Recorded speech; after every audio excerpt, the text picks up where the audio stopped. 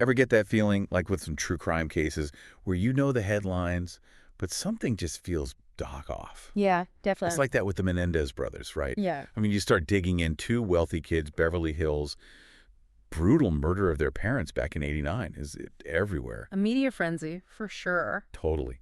And, you've asked us to deep dive into this one, so Right. let's unpack this thing, because I got a feeling you're not here for just the simple recap, right? Right. Like, just that scene, even for seasoned investigators, it was horrific. Imagine walking into that Beverly Hills mansion. Jose Menendez shot 6 times, Yeah. and Kitty 10 times, while she was trying to crawl away. Brutal. It's not your typical, let's just grab the inheritance money kind of deal, right? Yeah. This was rage. And that's where the initial narrative gets really interesting, I think. Because Okay. if it was about the money, the way the brothers acted afterwards, it was almost like a caricature, Oh, absolutely. of guilt-free It spending. was like they won the lottery, Yeah. not like they lost their parents. The Porsche, designer clothes, they even bought a buffalo wing restaurant. They did. What was going on there? Was that something their lawyers told them to do? Or did that actually reflect their state of mind? So this is where understanding the legal strategy back then is really key, right? Because forensic psychology, it wasn't as prominent in courtrooms as it is today. So outwardly, yeah, those purchases, they played right into the prosecution's hands. Yeah. It immediately painted this picture of cold, calculating greed. Totally. But even beyond the spending spree, even back then, there were these whispers about how they were behaving. In those first few months, it didn't quite match up, did it? Like the grieving sons act. You're right. You're hitting on a crucial point here. There was this dissonance in the public's perception, the sheer brutality of the crime. It suggested something really personal, something fueled by rage. But the brothers, they weren't exactly laying low, right? Drowning their sorrows. They were living it up. And that wasn't typical behavior of, let's say, hardened criminals, which honestly, it made their next move even more shocking. You're talking about the therapy tapes, right? Exactly. The confession that nobody saw coming. So Erik, the younger brother, he was seeing a psychologist, Dr. Oziel. And as it turns out, he confesses to the murders during a session. And this is where the ethics get, let's just say, murky. Because Oziel, he had a mistress who overheard the tapes. Wait, hold up. His mistress overheard this. Yeah. Oh, man, what a tangled web we weave. Right. And Judalon Smith, that's the mistress. She becomes a key figure in all of this. She eventually goes to the police. Those tapes become evidence.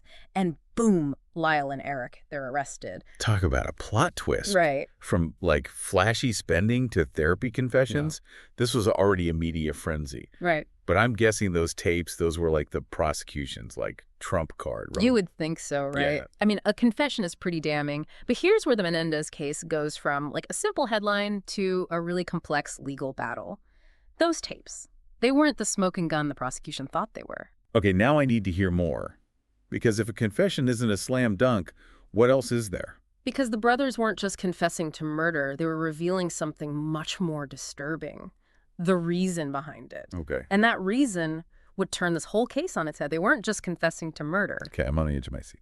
The brothers went on to describe years of horrific abuse. Oh, wow. At the hands of their father. Really? We're talking sexual, physical, psychological abuse, like the whole 9 yards. Oh, my gosh. Their defense, they snapped. That's it. They killed Jose to stop it. So the brothers go from entitled rich kids to, like, potential victims in the blink of an eye. Did the public believe that? Well, this is where the media really gloms onto this whole thing. Yeah. Court TV was still pretty new back then. And the Menendez trial, it was must-watch TV. I mean, public opinion was completely divided down the middle. It is interesting, though, how abuse, like, reframes the whole thing, right? Like, suddenly that Porsche doesn't seem about greed so much as, like, escape almost. Exactly. Right. And their defense, they picked up on that. They weren't just fighting the murder charges. They were building this case about a seriously messed up family. Right. An abusive family. But how do you even begin to prove something like that in court? I mean, Jose Menendez was dead, Right. especially without the victim there to give a testimony. That's the challenge, isn't it? And a lot of it came down to corroboration. Could other people back up their story? Okay. And there was some pretty powerful testimony. For example, you had Erik's cousin, Andy Caterino. He actually testified that Erik had told him about the abuse when they were teenagers. Wow, so this wasn't something they just made up after the fact. Seemingly not. Right. And then there was the testimony from Lyle's cousin about Kitty Menendez. Right. The boy's mother. Exactly, Diane Vandermolen. She testified that Lyle had actually gone to Kitty years earlier and said, "Dad's abusing me." Oh, wow. But according to Vandermolen, she dismissed it. Really? Yeah. So not only was there allegedly this abuse going on, but then you have these potential attempts to cover it up. That really changes how you see Kitty, right? It does, and it definitely added another layer to this whole thing. But just to be clear, the prosecution never said Kitty was involved in the murders. Okay. They stuck to their guns. The brothers were motivated by money, plain and simple. Yeah. All that lavish spending after the murders, that was their smoking gun. But if it wasn't about the money, then why not just leave? Why kill their mom, too? You see, those are the questions that really resonated with the juries. Yeah. And remember that first trial? It ended in a mistrial. 2 hung juries. They just couldn't reconcile those brutal murders with these really disturbing accusations of abuse. A mistrial. Talk about high stakes. So they did the whole thing all over again. Same arguments, same evidence. Basically, yeah. But that second trial had a key difference. The judge said that some of the testimony about the abuse wasn't relevant to the case, so he limited it. Wow. So much rise on what a jury is allowed to hear, right? Yeah. How did that change things? It really hurt the defense's case. Without that full picture of the alleged abuse, the jury found the brothers guilty of first-degree murder, and they were sentenced to life without parole. Wow. Case closed, or so everybody thought. Life in prison, no chance of parole. You'd think that was it, right? Yeah. The end of the story. But this is the Menendez brothers, right? So, of course, there's more. What happened that has people questioning those convictions all these years later? Well, you have to remember the biggest problem for the defense was proving the abuse, right? Right. Well, since the trials, there's been some major stuff that really backs up what the brothers were saying. The biggest one being the accusations by Roy Russell. Oh, right. Roy Rosello, the former Menudo singer. And this wasn't just like tabloid fodder, right? This was serious stuff. Deadly serious Rosello. He accused José Menendez of drugging and raping him when he was a teenager. And the timing is important here.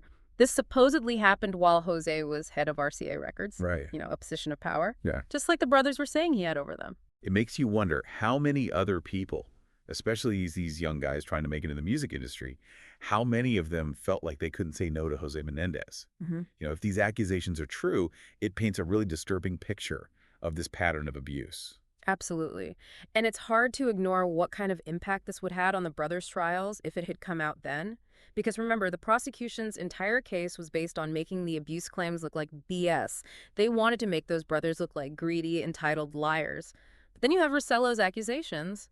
This guy's got no reason to lie. He wasn't part of the family. It really throws a wrench in the whole thing. It's like this surprise witness showing up way after the fact. Sure. But there's even more, isn't there? You mentioned something about a letter. Yeah, this is a big one.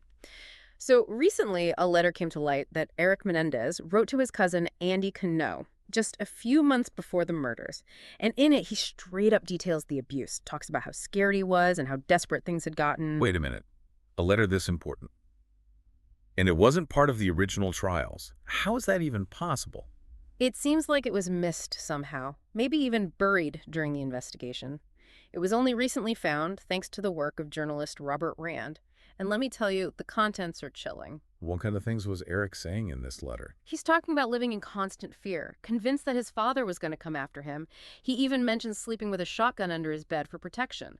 This wasn't some teenager being dramatic. This was a young man who was terrified, living under his dad's thumb. Knowing what we know now, this letter on top of Rosello's accusations, it's like the missing pieces.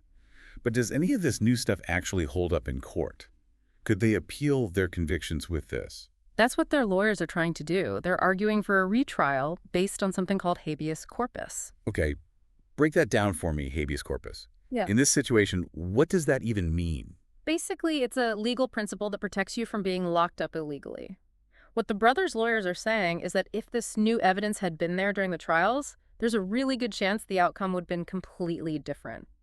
They might not have even been found guilty, or at the very least maybe a manslaughter conviction, which would come with a much lighter sentence. So there's actually a chance, even if it's a slim one, that Lyle and Erik Menendez could actually walk free? It's a long shot for sure. Habeas corpus cases are really hard to win.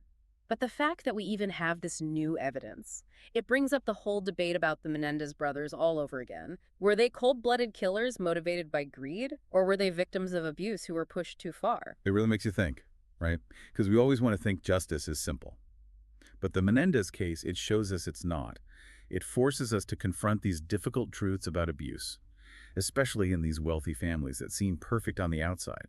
Oh. This case that seems so open and shut back in '89, it's anything but. So much about the Menendez brothers, their motivations, what they're really guilty of, it's still a mystery. And that's why this case still fascinates us all these years later. It forces us to ask the tough questions, to see that things aren't always what they seem, and that sometimes the truth is a lot more complicated than we think it is. This deep dive has been quite the ride, hasn't it? If you're as hooked on this case as we are and want to dig even deeper, we've got some recommendations for you. The Netflix series, Monsters. The Lyle and Erik Menendez story. Robert Rand's book, The Menendez Murders. And the Peacock docuseries, Menendez Menudo. Boys Betrayed. Each one gives you a different angle on this endlessly fascinating story. Until next time, keep those questions coming, keep exploring, and remember, keep an open mind.